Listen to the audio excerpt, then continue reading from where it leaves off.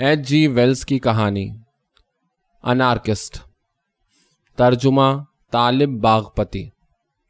اور یہ ماہر جراثیم نے شیشے کے ملے ہوئے ٹکڑوں کو خوردبین کے نیچے رکھتے ہوئے کہا، یہ مشہور و معروف مرض ہیضے کے زہریلے جراثیم ہیں، آپ سمجھے، کالرا کے جراثیم۔ اجنبی خوردبین میں بغور دیکھنے لگا۔ وہ یقیناً اس وضع کی باتوں کا عادی نہیں معلوم ہوتا تھا، اس لیے کہ اس نے بالکل گواروں کی طرح دوسری آنکھ کو اپنے ہاتھ سے ڈھک لیا اور کہنے لگا، کچھ یوں ہی سا دکھائی دے رہا ہے۔ اس پیچ کو گھما لو، ماہر جراثیم نے کہا۔ غالباً خوردبین تمہارے لیے صحیح ہے، نگاہ میں بھی اختلاف ہوتا ہے، بس ہاں ایک خفیف سی گردش ادھر یا ادھر۔ اب تو صاف نظر آتا ہے؟ ہاں بے شک اب صاف ہے، اجنبی نے کہا۔ کچھ زیادہ چیزیں نہیں ہیں، 5-7 چھوٹے چھوٹے گلابی اور نیلے دھاگے کے سے ٹکڑے، پناہ بخدا، اور یہی حقیر ٹکڑے، یہی بے وجود ذرات مجتمع ہو کر ایک مکمل شہر کو برباد کرتے ہیں۔ کس قدر حیرت انگیز بات ہے۔ وہ کھڑا ہو گیا اور شیشے کے ٹکڑے کو خوردبین کے نیچے سے نکال کر اپنے ہاتھ کو کھڑکی کی روشنی میں بڑھا دیا۔ کچھ نظر نہیں آتا۔ اس نے شیشے کو بغور دیکھتے ہوئے ذرا تامل سے کہا، کیا یہ زندہ ہیں اور اب بھی خطرناک ہیں؟ جی نہیں، انہیں تجربے کے لیے ہلاک کر دیا گیا ہے۔ خدا کرے ہم اسی طرح دنیا کے تمام جراثیم کو ہلاک کر سکیں۔ میرے خیال میں تو شاید آپ اپنے گھر میں ایسی چیزیں زندہ اور اصلی حالت میں بھی رکھنے کے عادی ہوں گے اور مطلق خوف نہ کرتے ہوں گے، اجنبی نے ذرا مسکراتے ہوئے کہا۔ بلکہ یوں کہیے کہ ہم ایسا کرنے پر مجبور ہیں۔ مثلاً یہاں وہ ایک الماری کی طرف بڑھا اور سر بمہر نلکیوں کی ایک قطار میں سے ایک نلکی اٹھا کر کہنے لگا، یہ زندہ چیز موجود ہے، مرض کالرا کے اصلی زندہ اور متحرک جراثیم، یعنی سربند خطرناک مرض ہیضہ، کیا سمجھے؟ جی ہیضہ، اجنبی نے جسم میں ایک کپکپی محسوس کرتے ہوئے نلکی کو دیکھ کر کہا۔ خدا کی پناہ پروفیسر صاحب، آپ نہایت خطرناک ہیں۔ ماہر جراثیم نے نووارد کے چہرے کے تغیرات کو غور سے مطالعہ کیا۔ یہ شخص اس کے ایک نہایت ہی گہرے دوست کا تعارفی رقعہ لے کر تجربہ گاہ دیکھنے کی غرض سے آیا تھا۔ اس کی پھٹی پھٹی آنکھیں، سیاہ اور بے ترتیب بال، گھبرائی ہوئی صورت، پریشان انداز، خود ساختہ حیرت، بناوٹی خوف، یہ وہ تمام باتیں تھیں جن کو ماہر جراثیم شبہ کی نظر سے دیکھ رہا تھا۔ اس کے دوست نے اجنبی کو سائنس کا محض مبتدی طالب علم ظاہر کیا تھا۔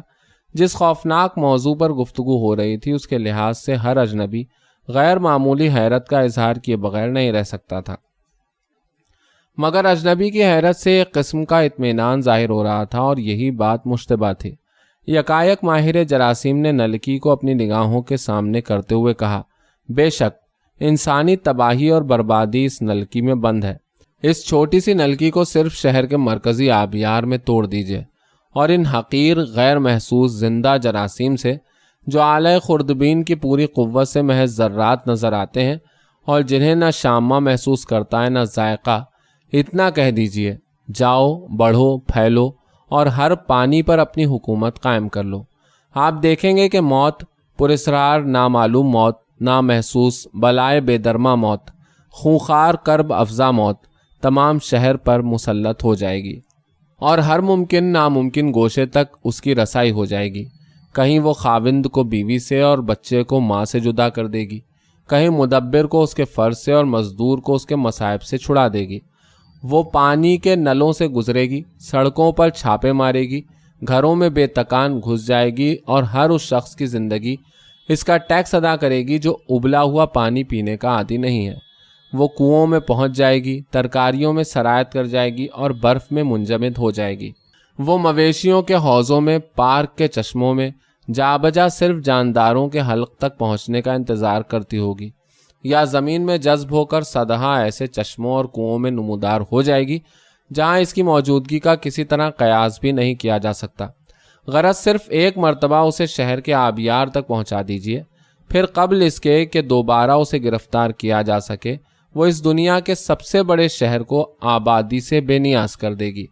وہ یکایک رک گیا اور جواب کا انتظار کیے بغیر خود ہی کہنے لگا، لیکن یہاں یہ بالکل مقید ہے، قطعاً بے بس، عضو معطل، آپ سمجھے، ہم بالکل محفوظ ہیں۔ اجنبی نے سر کی جنبش سے اقرار کیا۔ اس کی آنکھوں میں ایک قسم کی چمک پیدا ہوئی لیکن صرف کھانس کر رہ گیا۔ یہ انارکسٹ بدماش بالکل بے وقوف ہیں، قطعاً اندھے ہیں، جو اس قسم کی چیزیں موجود ہونے کے باوجود بم استعمال کرتے ہیں۔ میرے خیال میں تو زنجیر چھونے کی ایک ہلکی سی جھنکار اور دروازہ کھلنے کی ایک خفیف سی آواز کمرے کے مشرقی گوشے میں پیدا ہوئی۔ ماہر جراثیم نے پلٹ کر دیکھا۔ صرف 1 منٹ کے لیے ہو جاؤ، اس کی نوعمر بیوی نے دروازے سے جھانکتے ہوئے کہا۔ جب وہ دوبارہ اپنی تجربہ گاہ میں داخل ہوا تو اجنبی اپنی گھڑی دیکھ رہا تھا۔ معاف کیجیے گا، مجھے مطلق خیال نہ رہا اور میں نے آپ کا 1 گھنٹہ ضائع کر دیا۔ 4 بجنے میں صرف 12 منٹ باقی ہیں۔ مجھے 3:30 بجے روانہ ہو جانا چاہیے تھا، لیکن آپ کے دلچسپ لیکچر میں محو ہو گیا۔ اب اجازت دیجیے، وقت میں بالکل گنجائش نہیں ہے، مجھے 4 بجے ایک دوست سے ملنا ضروری ہے۔ اجنبی شکریہ ادا کرتا ہوا کمرے سے گزر گیا۔ ماہر جراثیم دروازے تک اسے پہنچا کر خاموشی کے ساتھ اپنے کمرے میں واپس آ گیا۔ وہ اپنے ذہن میں نووارد کی ظاہری شکل و شباہت پر تبصرہ کر رہا تھا۔ عجیب آدمی تھا، اس نے زیر لب کہا، یقیناً خطرناک۔ وہ زہریلے جراثیم کا بیان کتنی دلچسپی سے سن رہا تھا اور شیشی کو للچائی ہوئی نگاہوں سے دیکھ رہا تھا۔ کسی بے چین خیال کے ماتحت وہ یکایک اٹھا، دودھ کش کے پاس بینچ پر جھک کر کچھ دیکھا، تیزی سے جھپٹ کر اپنی میز پر کچھ ڈھونڈا، جیبوں میں ہاتھ ڈال کر کچھ ٹٹولا اور بھاگ کر دروازے پر آ گیا۔ غالباً میں نے اسے بڑے کمرے کی میز پر رکھ دیا ہے، اس نے ذرا اونچی آواز سے کہا۔ منی جی، کہیں دور سے ایک زنانی آواز آئی۔ میں ابھی جب تم سے بات کرنے آیا تھا تم نے میرے ہاتھ میں کوئی چیز تو نہیں دیکھی؟ سچ بتا دو پیاری منی، جلدی بتا دو۔ کچھ نہیں پیارے جان، خیریت تو ہے؟ تباہی، بربادی، ماہر جراثیم نے کہا اور بدحواسی کے ساتھ دروازے کی طرف دوڑا۔ ایک لمحے بعد وہ شارع عام پر تھا۔ منی نے دروازہ کھلنے کی آواز سنی اور کسی نامعلوم خطرے کے خیال سے بھاگ کر کھڑکی میں سے جھانکنے لگی۔ سڑک پر ایک نحیف الجثہ بدوضع سا آدمی ایک کرائے کی گاڑی میں سوار ہو رہا تھا۔ اس کا خاوند ننگے سر سلیپر پہنے ہوئے مجمے کو چیرتا ہوا بدحواسی سے گاڑی کی طرف دوڑ رہا تھا۔ ایک سلیپر اس کے پیر سے نکل کر سڑک پر رہ گئی تھی مگر اسے مطلق پرواہ نہ تھی۔ خدا بندہ، یہ دیوانہ تو نہیں ہو گیا ہے؟ سائنس نے اس کا دماغ تو خراب نہیں کر دیا ہے؟ منی دل ہی دل میں کہہ رہی تھی۔ وہ کھڑکی کھول کر اسے پکارنے کا ارادہ ہی کر رہی تھی کہ اجنبی نے اپنے چاروں طرف نگاہ ڈالی اور بالکل اسی قسم کی دماغی خرابی کا اثر اس کی صورت سے ظاہر ہونے لگا جس میں اس کا خاوند مبتلا معلوم ہوتا تھا۔ اس نے ایک لایانی سا اشارہ ماہر جراثیم کی طرف کیا اور گاڑی والے کے کان میں کچھ کہا۔ گاڑی کا دروازہ بند ہوا، چابک مارنے کی مسلسل آواز سنائی دی، گھوڑے کی ٹاپ سڑک پر گونجی اور ایک لمحے بھر میں گاڑی آگے آگے اور ماہر جراثیم دیوانوں کی طرح ننگے سر ننگے پاؤں پیچھے پیچھے دوڑتے ہوئے سڑک پر دکھائی دیے اور موڑ پر پہنچ کر دونوں نگاہ سے غائب ہو گئے۔ منی تقریباً 1 منٹ تک کھڑکی سے جھانکتی رہی اور پھر کمرے میں واپس آ گئی۔ وہ بے حد متحیر تھی۔ جان حد سے زیادہ مذاق پسند ہے، اس نے دل ہی دل میں سوچا، مگر اس زمانے میں دن دہاڑے ایک شریف آدمی کا ننگے سر ننگے پاؤں لندن کی شارع عام پر دوڑ لگانا کتنی شرمناک حرکت ہے۔ ایک روشن خیال اس کے دماغ سے گزرا۔ اس نے تیزی سے اپنی ٹوپی اوڑھی، خاوند کے جوتے لیے ہال میں آئی اور کھوٹیوں پر سے اس کا ہیٹ اور کوٹ اتارا، دروازے پر پہنچی اور ایک گاڑی کو جو خالی سڑک پر سے گزر رہی تھی کرائے پر لیا۔ سیدھے سامنے والے راستے پر چلو، وہاں سے ہیولاک کریسنٹ پر موڑ لو اور راستے میں ایسے شخص پر نگاہ رکھو جو ہاف کوٹ پہنے ہوئے ننگے سر ننگے پیر بھاگ رہا ہو۔ ہاف کوٹ پہنے ہوئے ننگے سر ننگے پیر، بہتر ہے معزز خاتون، ابھی لو۔ یہ کہہ کر کوچبان نے گھوڑے کو چابک لگایا اور کچھ اس اطمینان سے گاڑی بڑھائی گویا تمام زندگی اسی پتے پر گاڑی ہانکنے میں بسر ہوئی ہے۔ چند منٹ بعد تانگے والوں اور آوارہ لوگوں کے ایک مجمع نے جو ہیور اسٹاک ہل کے اڈے پر جمع رہتے ہیں بڑے تعجب سے ایک گاڑی کو گزرتے دیکھا جس کی طوفانی رفتار میونسپلٹی کے قانون سے بے نیاز معلوم ہوتی تھی۔ جب تک گاڑی گزری سب خاموش رہے۔ اس کے بعد ایک بے فکرے نے کہا، اے یار دیکھا تم نے حقو کو کس شان سے ہانک رہا تھا، تڑا تڑ چابک مار رہا ہے میرا یار، وہ مڑ گیا۔ دوسرے نے کہا، اور لو ایک اور پاگل آ رہا ہے، یہ اس سے بھی تیز ہے۔ تیسرے نے کہا، ارے یہ تو چچا جان رج ہیں، تو نے ٹھیک کہا یار، یہ ضرور کسی کو پاگل خانے لیے جا رہا ہے۔ چوتھے نے کہا، میرے خیال میں تو یہ حقو کا پیچھا کر رہا ہے، پہلے نے کہا۔ یہ خیال آتے ہی اڈے کے تمام تانگے والے بے ترتیبی سے چلانے لگے، سرپٹ چھوڑ دے حقو، بھاگ چچا بھاگ، گردن پہ مار گردن پہ، آخ اسی دوڑ پہ فیصلہ ہے، پکڑ لے، رہ گیا ہے تھوڑی سی دور، یہ لو اور آمد، ایک نے پیچھے مڑ کر کہا۔ سمجھ میں نہیں آتا یار، آخ کیا ہیمسٹڈ میں سارے گاڑی والے پاگل ہو گئے ہیں یا ان کی کوئی شرط ہوئی ہے؟ دوسرا بولا، آپ کی دفعہ سبزے والے کی باری ہے۔ تیسرا بولا، اس میں تو کوئی عورت ہے۔ ہاں ہم سمجھ گئے، اگلا آدمی بہت خوش قسمت ہے، اور اس کے ہاتھ میں یہ کیا ہے یار؟ پانچواں بولا، بھگوڑے عاشق کی ٹوپی۔ پہلے نے جواب دیا، کتنی شوخ تیزی ہے چچا جان رچ سے تو ٹھیک 1 اور 3 کی نسبت ہے۔ وہ ہنسنے لگے۔ منی جس وقت اس مجمع کے پاس سے گزری تو متفقہ طور پر اس کے گھوڑے کو سراہا گیا اور عام طور پر تالیاں بجائی گئیں۔ اسے بہت ناگوار گزرا، لیکن اپنے فرض سے مجبور تھی۔ وہ ایک طوفانی رفتار سے ہیورسٹاک ہل، سٹی، ہائی اسٹریٹ وغیرہ سے گزر گئی۔ اس کی آنکھیں بوڑھے جارج کی پشت پر لگی ہوئی تھیں، جو اس کے خاوند کو اپنی سبا رفتار گاڑی میں اڑائے لیے جا رہا تھا۔ سب سے اگلی گاڑی میں جو شخص بیٹھا تھا وہی سب سے زیادہ مضطرب نظر آ رہا تھا۔ اس کے دونوں ہاتھوں کی مٹھیاں بند تھیں، جن میں سے ایک کے اندر جراثیم کی تباہ کن نلکی تھی۔ اس کے چہرے پر خوف اور پریشانی کی علامتیں نمودار تھیں۔ بالخصوص وہ اس وجہ سے زیادہ پریشان تھا کہ اپنا کام کرنے سے پہلے کہیں گرفتار نہ ہو جائے۔ اسی پریشانی کے ساتھ اسے خوف بھی تھا، اور وہ صرف اپنے سنگین، وحشیانہ اور ہولناک جرم کے خیال سے۔ کوئی انارکس مجھ سے قبل اس عجیب و غریب طریقہ کار کو معلوم نہیں کر سکا، کسی کے سر ایسی شاندار فتح کا صحرا نہیں بن سکا، وہ اپنے ذہن میں سوچ رہا تھا۔ راؤکل، ویلائنٹ اور تمام مشہور و معروف ہستیاں جو انارکی میں شورۂ آفاق ہو چکی ہیں، اس کی نگاہوں میں حقیر معلوم ہو رہی تھی۔ صرف شہر کے مرکزی آبیار کو معلوم کرنا اور اس میں شیشے کی نلکی کو توڑنا شرط تھا، پھر تو وہ تمام نراجیوں کا متفقہ بادشاہ تھا۔ اس نے جس ذہانت کے ساتھ سازش کو مرتب کیا تھا وہ یقیناً قابل داد تھی۔ تعارف کے لیے جعلی خط بنانا، تجربہ گاہ میں داخل ہونا، ماہر جراثیم کو دھوکے میں ڈالنا اور ماں نلکی کے تجربہ گاہ سے نکل آنا۔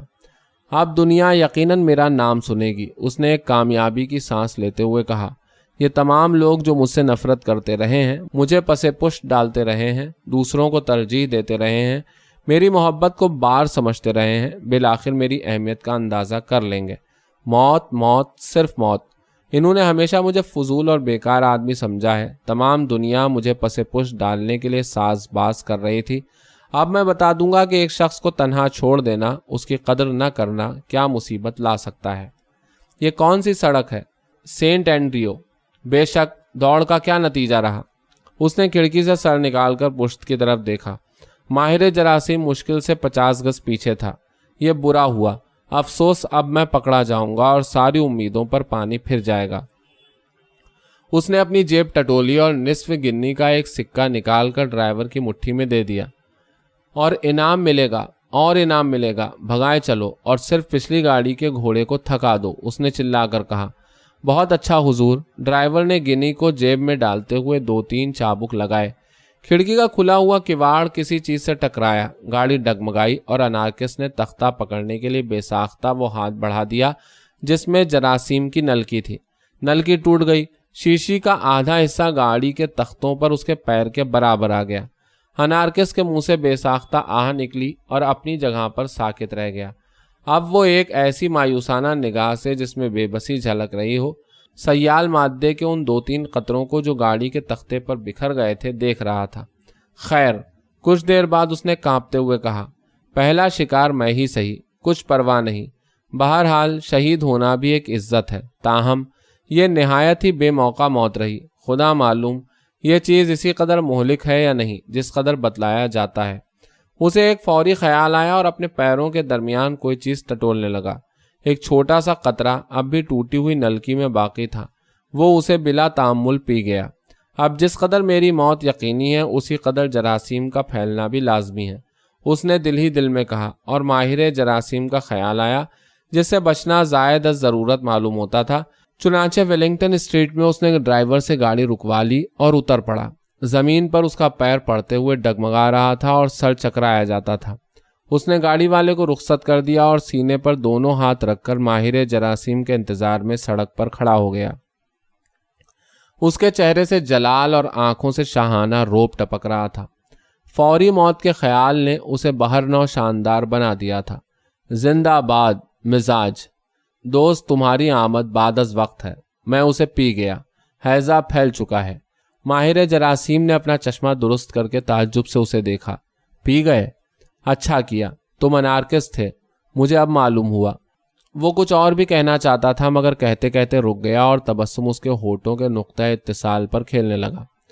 उसने अपनी गाड़ी का दरवाज़ा उतरने के लिए खोलना चाहा मगर अनारकिस्ट ने ड्रामे के मखसूस अंदाज में इशारे से अलविदा कहा और पुश्त फेरकर आहिस्ता आहिस्ता वाटरलो ब्रिज की तरफ चल दिया।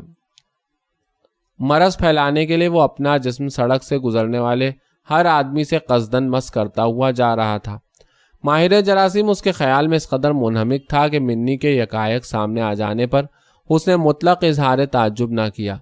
वो प्यार के लहजे में उससे कहने लगा, प्यारी मिन्नी, तुमने बहुत अच्छा किया कि मेरे जूते और टोपी लेती आई, और बदस्तूर अनारकिस्ट को दूर सड़क पर जाते हुए देखता रहा। तुम बैठ जाओ, उसने उसी तरह सड़क की तरफ तकते हुए कहा।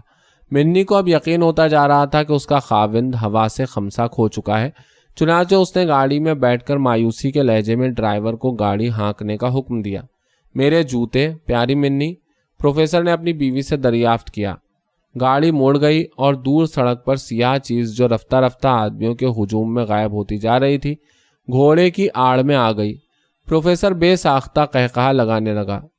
ये एक ही हुई, हालांकि मिन्नी तुम्हें मालूम है क्या हुआ? सुनो, ये आदमी आज तीसरे पहर मुझसे मिलने के लिए आया। जानती हो ये कौन है? अनारकिस्ट। चीखने चिल्लाने का काम नहीं, खामोशी से सुने जाओ, वरना इस तरह मैं बाकी मांदा किस्सा नहीं कह सकता। समझ गई? मैं उसे मुतहय्यर करना चाहता था, या यूं कहो कि बेवकूफ़ बनाना चाहता था, मगर मुझे मुतलक इल्म न था कि यह अनारकिस्ट है। बिल्कुल इत्मीनान से मैंने जरासीम की वो नलकी उसे दिखाई जिसके बारे में मैंने तुमसे तस्करा किया था कि बंदरों के जिस्म पर नीले धब्बे डाल देती है और वो आपस में खूब लड़ते हैं। मगर मैंने उसे बिल्कुल बेवकूफ़ बनाते हुए ये जाहिर किया कि इसमें एशियाई हैज़े के जिंदा जरासीम बंद हैं। नतीजा ये हुआ कि वो उसे लेकर लंदन के तमाम पानी में जहर मिलाने की गरज से भाग गया। मैंने उसका पीछा इसलिए किया कि उसमें 2-3 अज्जा नहायत कमियाब हैं और तेल के साथ मिलकर इंतहाई जहरीले जरासीम बना देते हैं। बहरहाल वो इस मादे को पानी में मिलाकर भी कम से कम इस मुहज़्ज़ब शहर की तमाम जिंदा चीज़ों को नीला ज़रूर बना देता। मगर अच्छा हुआ कि वो खुद ही उसे पी गया। मालूम नहीं अब क्या होगा, लेकिन तुम्हें याद है उससे वो कुतिया नीली हो गई थी, उसके बच्चों पर नीले दाग पड़ गए थे और चिड़िया के गहरे आसमानी पर निकल आए थे। ये तो जो कुछ हुआ सो हुआ। मुश्किल ये है कि अब मुझे दोबारा उसे तैयार करने की जहमत उठानी पड़ेगी। और हाँ, तुम ये गर्म कोट क्यों लाई हो? क्या मैं इसे पहनूं? क्यों? इसलिए कि रास्ते में मिसेस जैबर न मिल जाएं। प्यारी मिन्नी, मिसेस जैबर ऐसी नहीं है, लेकिन फिर भी क्या मुझे मिसेस जैबर के डर से कोट पहनना होगा? अच्छा लो,